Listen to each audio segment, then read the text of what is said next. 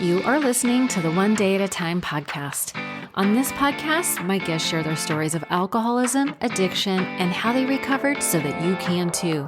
My hope is that you find the inspiration and resources you need to let go of what's holding you back so that you can transform into the person you were always meant to be. Ready? Here we go. Hey friend, thank you for downloading the podcast. My name is Arlena and I'll be your host. You know, it's not very often that a story brings me to tears, but the story you'll hear today was incredibly moving. Today, I have the honor of sharing Jeannie's story of how she grew up in a dysfunctional family, how she fell into addiction, and how she spent time incarcerated. She lost her children. But due to the kindness of a very special woman, Susan Binkley, the founder of Blue Monarch, she was able to find hope, healing for herself and her family, and she now leads a life of meaning and purpose. This is truly a story of hope for families that are recovering from addiction. So without further delay, please enjoy this episode and let me know what you think. Ladies, thank you so much for joining me today. Well, thank you. We're excited to be here. Yeah, so I thought we could have a really good conversation about your project there at Blue Monarch. Jeannie, I'm going to have you introduce yourself and tell us a little bit about, kind of how we got here. But I think it'd be so interesting and helpful for people who are listening who've been through addiction and maybe have had some child care issues. Family relationships are always the hardest part about recovery, it seems like. And so I'd be just so interested to hear what y'all have seen in the families that you work with. How can we help families reunite? How can we help the kids who've been through difficult situations, things like that? Because I know I have several listeners who have children and, the relationships can be strained. So we're all about healing and reconciling and having a better life. So that's kind of the direction I was thinking about going in.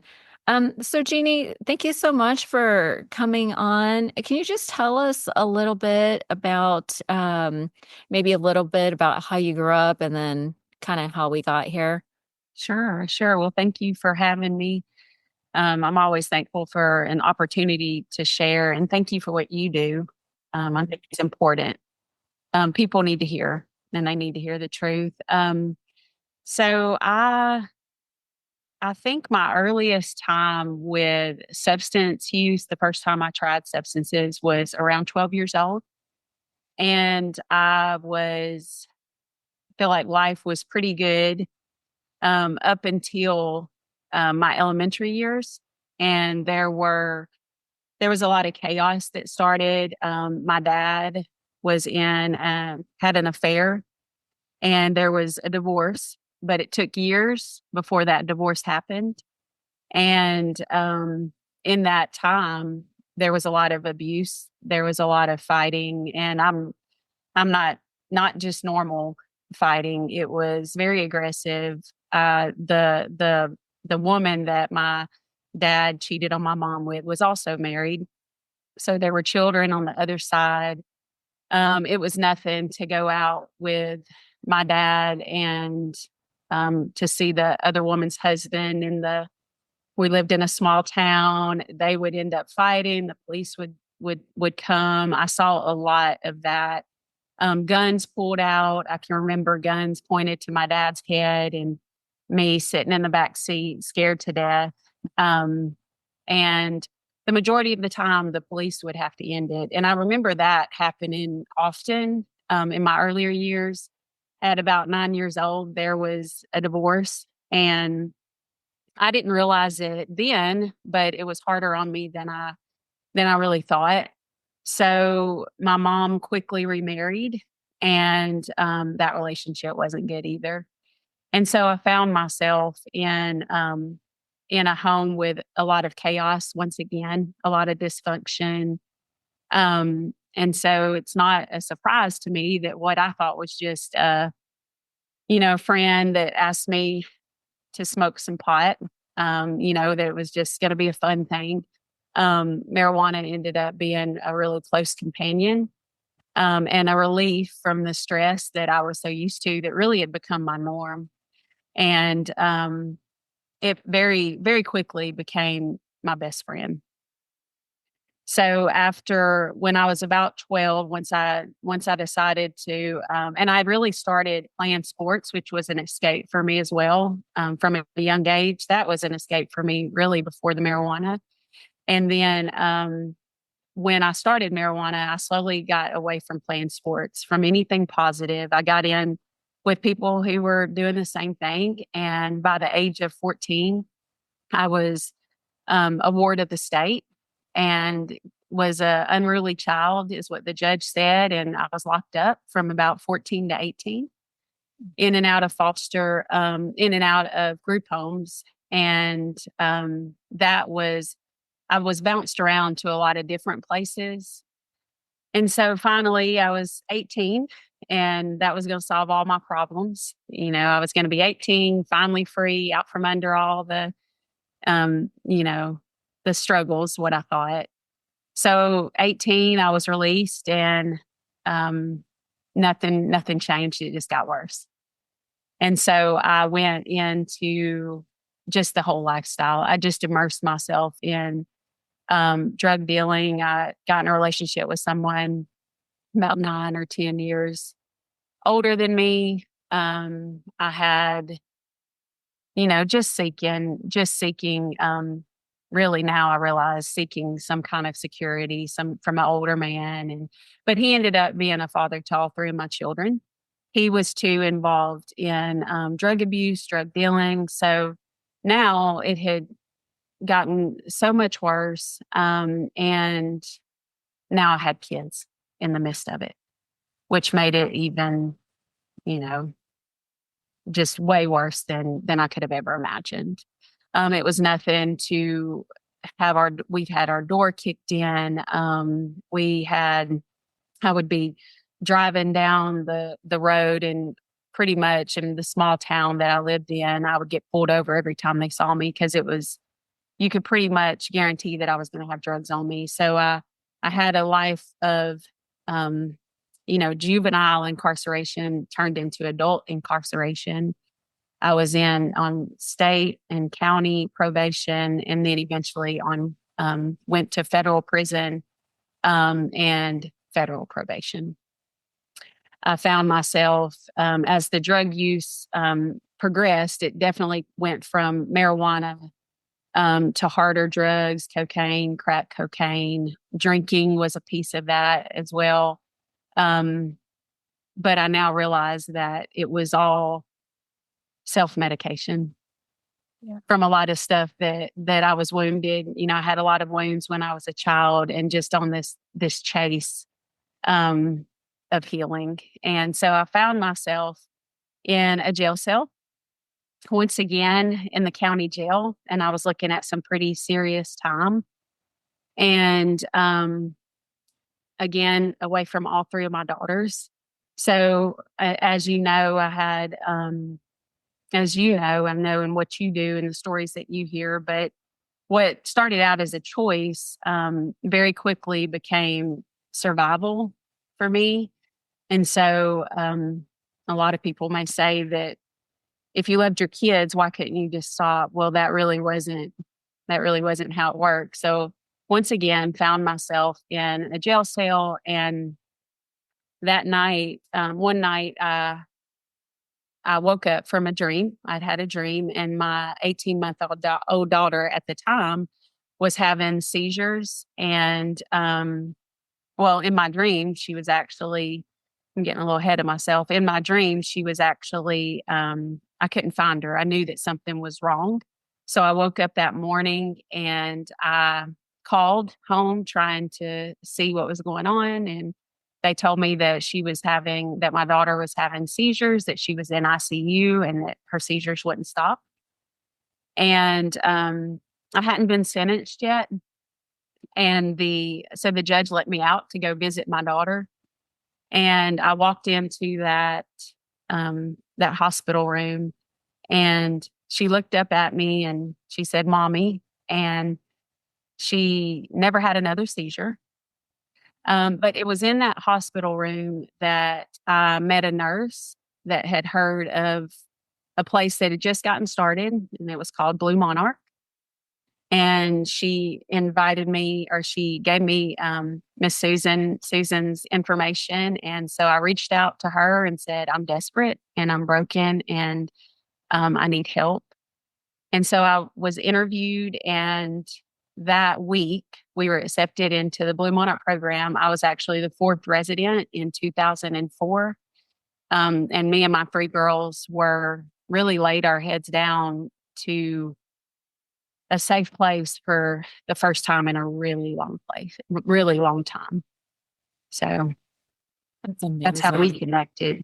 Yeah, well, that is so wild how we are so connected to our loved ones, right? Like you're having the dream about your daughter and then waking up to like you just knew something was wrong. I mean, it just speaks to how we are really more connected in ways that we can explain. Mhm. Um, Sure. and so once you got to Blue Monarch and you were in a safe place, what kind of treatment did you receive to help you with not just addiction? Because that feels like just the tip of the iceberg, right? It's really all the underlying trauma that you had been experiencing since you were so young. So you started using at 12, but it sounded like the trauma was starting to happen 8, 9. Did I hear Yes. that right? So, Yes. so young. And I'm so sorry to hear that when you were 14 years old and you were labeled like this problem child. I mean, clearly you were dealing with trauma. Were there no trauma services assigned to you? Nothing like that. They just There was nothing like that. And that's, it's been a while ago, some years ago, but there was nothing like that. Their go-to at that point where it's probation and then sending you away to a child shelter or a program for juveniles. yeah, that's just heartbreaking because like children don't act that way for no reason, right? Like they need care. So tell me a little bit about your the services that you received at Blue Monarch that helped you deal with the addiction and the trauma. Well, we had just gotten started, so we were a year in. Mm. Um, and like I said, I was the fourth resident, and at that time, I came in to Blue Monarch just really needing a safe place first and foremost, and it became that. Um, I was met with, at the time, we did have a counselor that was there. Our program has, over the last 20 years, has just evolved and has much more now. But at that time, I was able to start counseling, and really, my daughters were able to really, again, they were able to lay their heads down in safety as well. So I think that the first step that was so beneficial was just them not having to worry about the ins and outs of drug dealing and drug addiction, and that they didn't have to worry was my mom coming home that night. They really just started to bond with me for the first time, because especially my two little ones, I had been in addiction their entire lives. I like I said, it was survival, so it wasn't something I could just stop without help. And so the main thing that I can say at that time was safety, security, and Susan was very, very. She was supportive in a way that I'd never had before. Um, she just believed in me. She loved me without needing anything back, as did everybody that was here. And that to me was just one of those first steps to realizing that I didn't have to live like this anymore.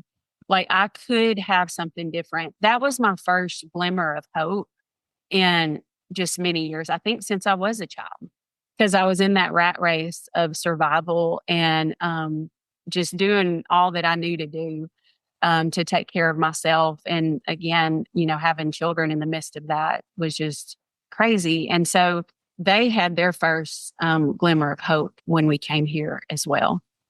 Yeah. It sounded like you were really ready to Mhm. just put it all behind you. Susan, tell me a little bit about what made you, I mean, when I hear about what you started and everything that you invested, I think about like, could I do something like that? And no, I don't. I'm sorry, but I don't. That I just would tell you sounds. to run for the hills, don't. What made you? I mean, I would imagine this like took over your whole life. Like this has become your life. And this, listen, this is amazing work that you're doing, but it takes a level of self-sacrifice and commitment and dedication and not to mention resources, financial resources. What inspired you to start? Mm.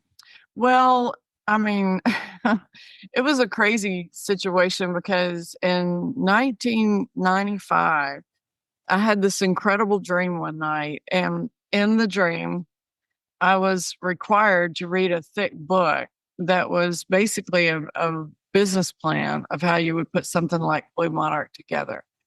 And it described in great detail how you would develop it and how you would run it, and how you would solve problems, and it was really I woke up the next morning and I actually made jokes about how I must have intercepted someone else's dream because it had nothing to do with my life. I was a full-time artist. I ran a horse farm, and so and this was all about helping women and children. And honestly, I didn't like either. I thought groups of women were annoying. I only liked my one child, and That's so awesome. thankfully I've been healed from that.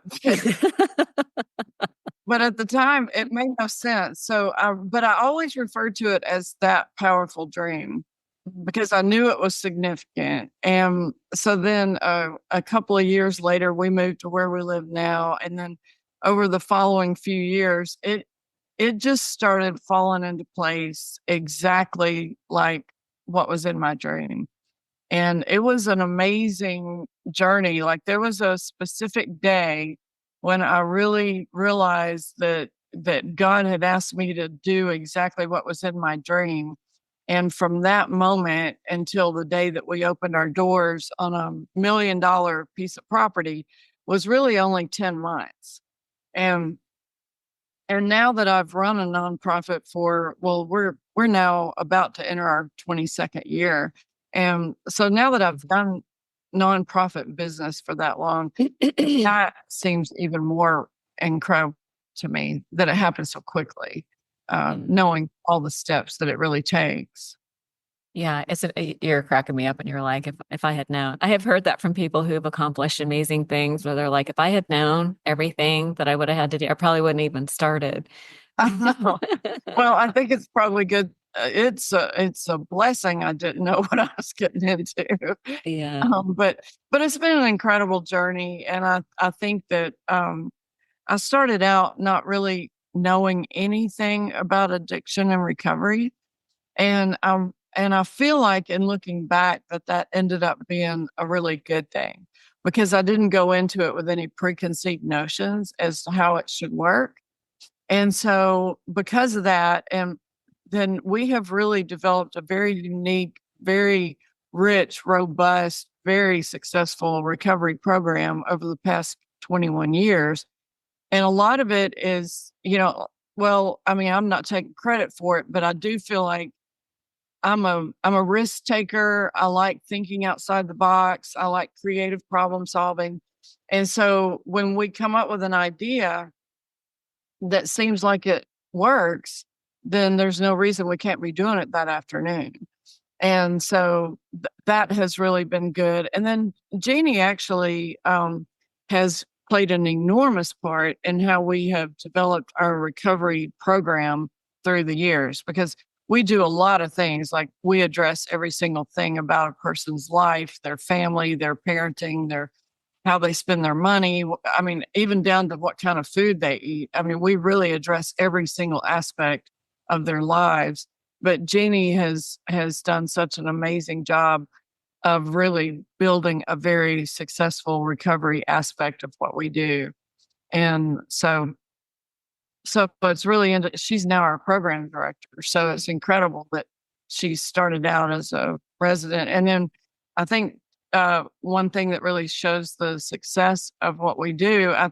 We now have maybe 10, I think we have 10 people now on our staff who have been through our program. And so not only is that inspirational for the women who move in and can look around and see success stories walking around every day, it's also it's been great for me. Every single day I can look and see, okay, that's why we do what we do. There is a payoff. Are you just starting to think about quitting drinking, or maybe you're ready and just psyching yourself up to pick a date to quit? If you find yourself in this place, I have something that I know will help you get started.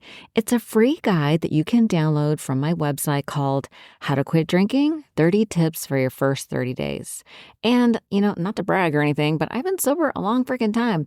I have seen a lot of people get sober, and as they say, success leaves clues. In this guide, you'll not only find the mindset shifts required to get through the hard part, but also very practical suggestions on how to reduce cravings, what to say at parties, and the practices that will regulate your nervous system. So if you want to find out how to make sobriety stick, visit SoberLifeSchool.com and download the guide today. Now, back to the show. There is a payoff. Yeah, you're changing lives, like whole families. It seems like when mama gets better, everybody can get better. The mothers are the nurturing. I mean, dads too. I don't mean to disparage men, but, mothers are typically the primary caregivers and the ones closely tied to childcare. And, I come from sort of a traditional recovery background myself, and I'm always looking for the similarities or the commonalities in programs. And it seems like there's some reoccurring themes of hope and seeing examples of people, that they were like this way, and then afterwards they're living a new life, like just being able to witness that transformation. Spirituality, community, consuming inspirational material, being able to share things like that. Are those, I would imagine those are components of the program that y'all have put together? Well, it's a pretty well-rounded. I mean, we address every single aspect, but I feel like two things that really set us apart is I guess it was about the third year when I really discovered that if we didn't help women learn how to parent their children sober, then that could be the biggest trigger for relapse, because a lot of the kids that we serve have enormous behavioral issues for good reason. And so then you take a mom who's never parented her child without using drugs as a way to numb themselves. And then we deal with so much generational abuse and addiction that most of the moms that we serve have never observed healthy parenting in the home. And in fact, a lot of the women that we serve were taught to use drugs by a parent or grandparent, usually between the ages of 11 and 13. And so how do you expect that mom to get clean and then know how to parent that child that is a little bit out of control? And so we really started focusing on helping women learn how to parent sober. So we do hands-on parenting coaching, and for every single mom, because every mom has different issues with her children. And so we really work very hard to help her become a healthy parent, because a lot of times too, when they walk through the door, a whole lot of our women show up without their children. They've lost custody of their children. And so we help them become healthier parents and reunite with their children. So we've had over 360 children now that have been reunited with their mothers who had lost custody. But when that happens, it can be a really rocky time, because in a lot of situations, the mom has been acting like the child has been acting like the parent, and then you put them together and the mom's trying to be the parent all of a sudden, and the child's looking at her like, who do you think you are? I'm the one who's been solving problems. So we walk through all of that as they learn to adjust and eventually settle into their appropriate roles. But we also work just as hard and focus on the child's recovery as much as we do the moms, because our kids, I mean, the level of trauma of what we're seeing from the children that we serve has absolutely skyrocketed. And I believe that it started during the quarantine. And so the last 2 or 3 years, we have heard stories that are absolutely horrific. And so these children are showing up having experienced just off the charts trauma, and then they're angry, and they have a right to be angry, and they have no idea how to regulate that. And so we have really had to dig in and enrich our children's program to address the needs of those children, which is why we started focusing more on trauma. And so now we take the children and the moms through a program that Jeannie has gone through, that she and someone else, our parenting director on our staff, they have been trained to do this. It's called ITR. Mm-hmm. And it's a program that we have really been excited to discover, because this level of trauma is not anything that we ever had to even deal with or worry about until just the last couple of years. What does ITR stand for? It's instinctual trauma response. Oh, okay. So it integrates the first step is just educating the client, though they have a child's version and an adult version. Okay. And so just really educating on what happens when you go through traumatic experiences, just the brain stuff and how the body is set up to go through trauma. And then it integrates the art therapy, narrative therapy, and parts work. And it's assessment based. And so you do the pre-assessments and the post-assessments. And we have seen nothing but success through it. And we're learning that if you can, because a lot of times what we've seen is that, and I know there's a place for medication, but there are diagnoses that come when it's unhealed trauma.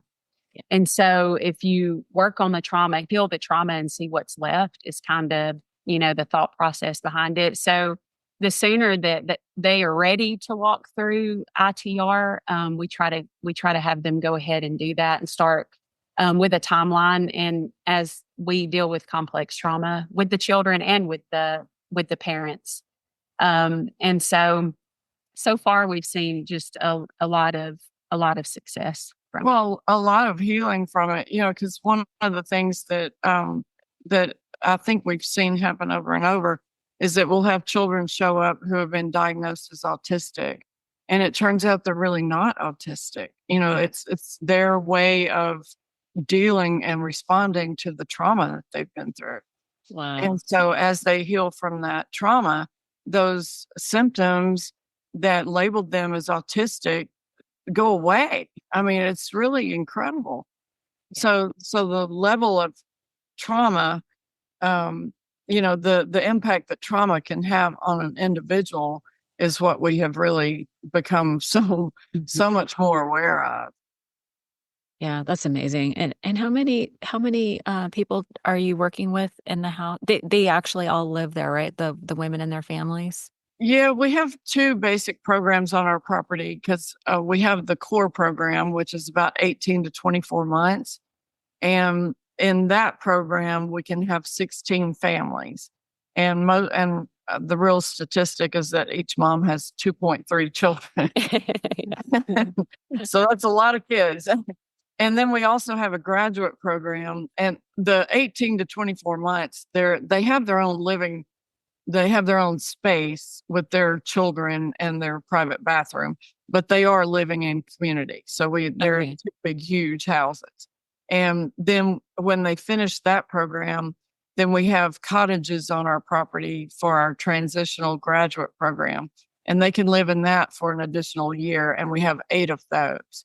And so then when they move down there, they're just in a house with just their children, and adjust to, being out of community living, taking care of my kids just by myself, and not having anyone else around. And as they adjust to school or a job or, independence.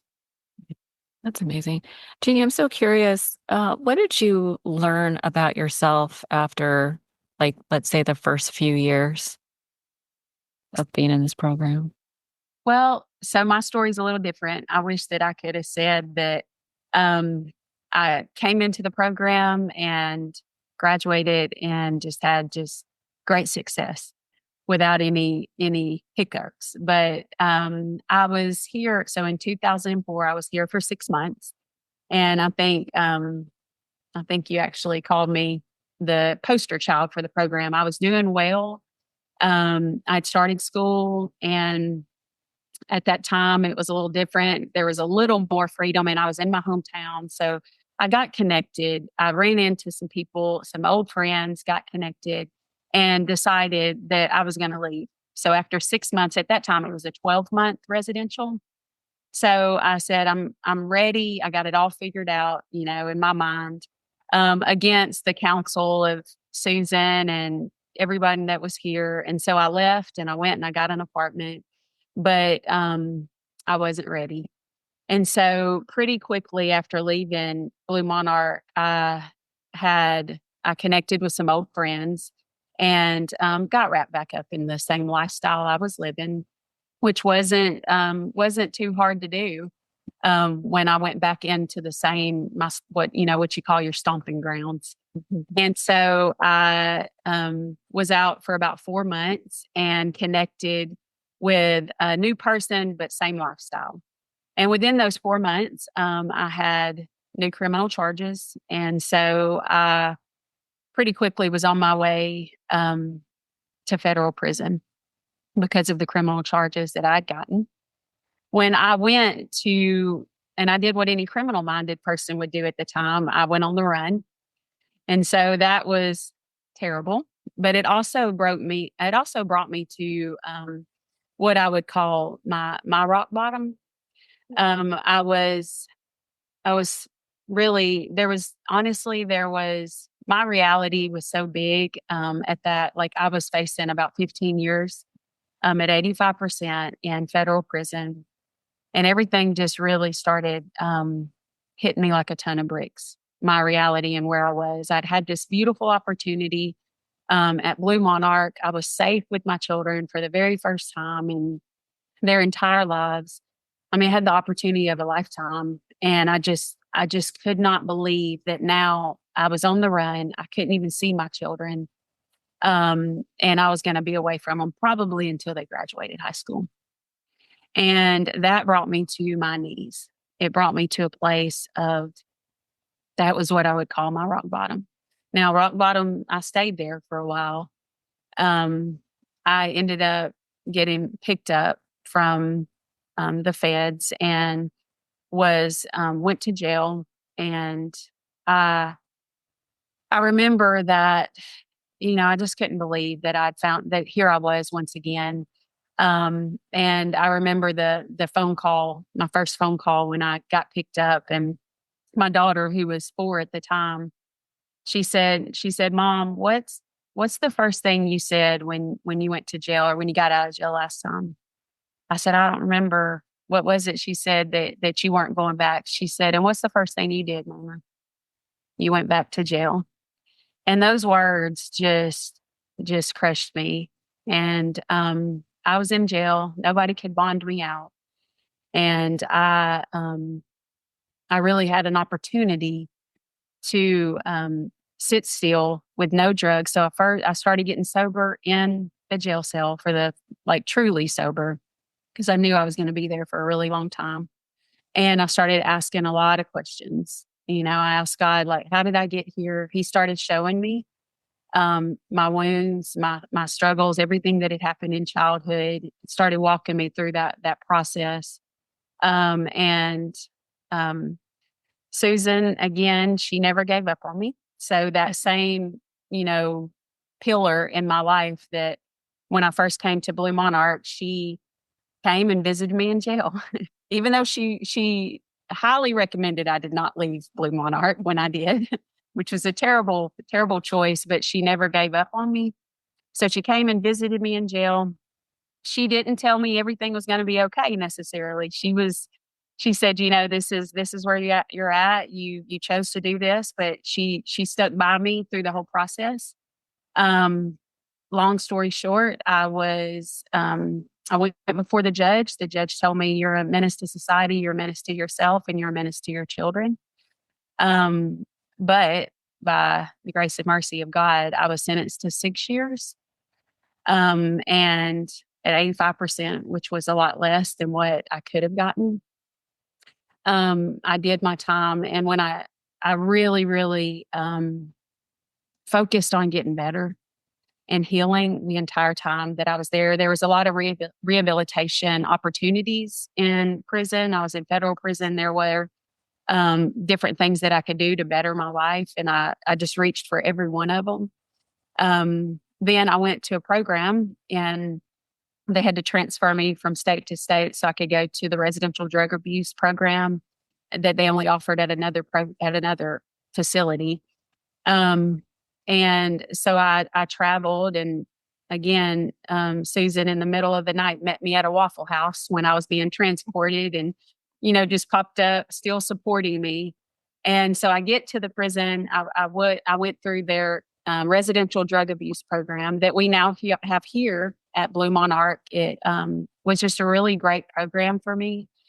And I finished my sentence there. I got out and pretty quickly started volunteering at Blue Monarch because I just knew this is where I was supposed to be. I knew that what I had here was one of the most powerful opportunities that I'd had in my life, and got the opportunity to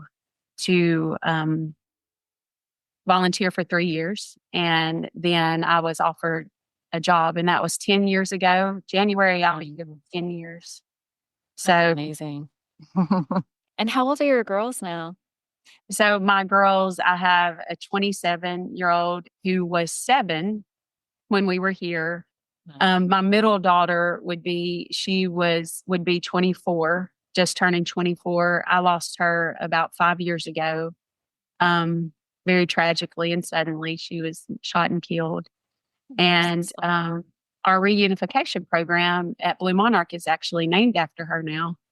It's called the Carmen Simmons Reunification Program because my daughters and I were first reunified here at Blue Monarch. And so that's a tremendous gift to me. I mean, really, there's no words to say what that means. Yeah. So every time I see a family reunified now, I think of when my daughter and I were reunified here. Yeah. And then so Carmen would have been, she was 3, and then I had an 18-month-old. And so my youngest daughter is now 22, and I have 4 grandbabies at this point. That's a beautiful thing. Listen, I'm so sorry for the loss of your daughter, and I'm so proud of you for staying sober through that. My heart goes out to you.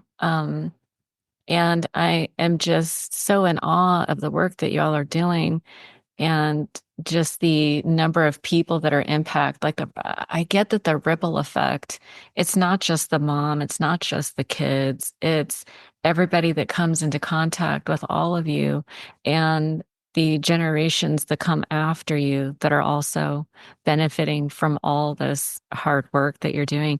It takes so much courage to be able to do the self-examination and just stay the course despite tragedy happening to you.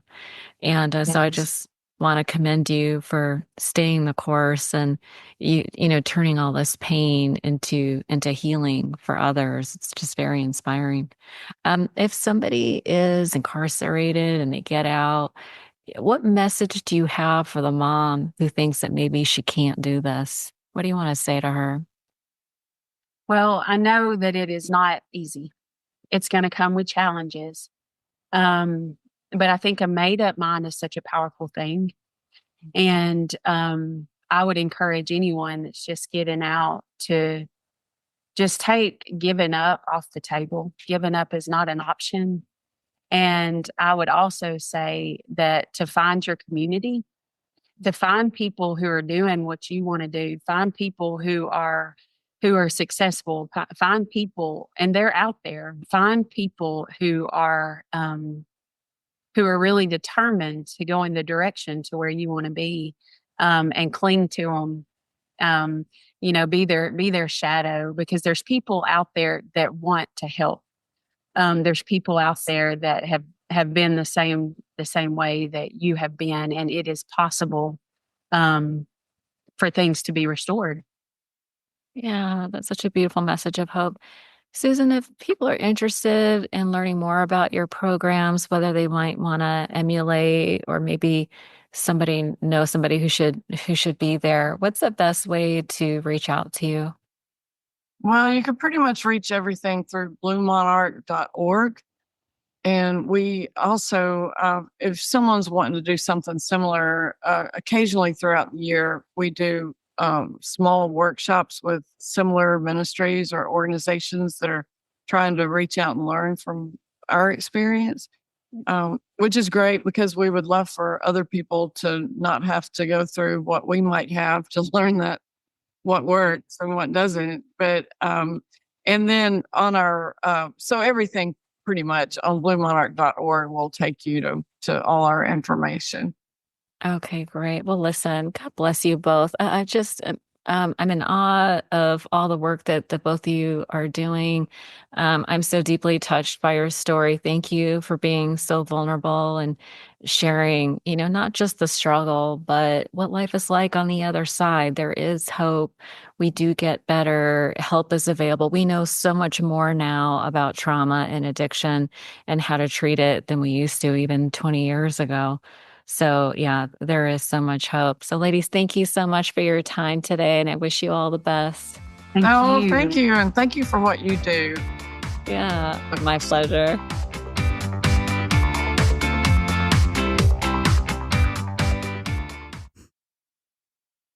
One last thing before you go, you can follow the podcast on Instagram for daily inspiration at ODAT Podcast. And if you'd like to get a biweekly email from me with recommendations to books I'm reading, meditations I love, or other recovery podcasts, just sign up for it at odatchat.com. That's ODAAT chat.com. And if you do, I hope you enjoy it.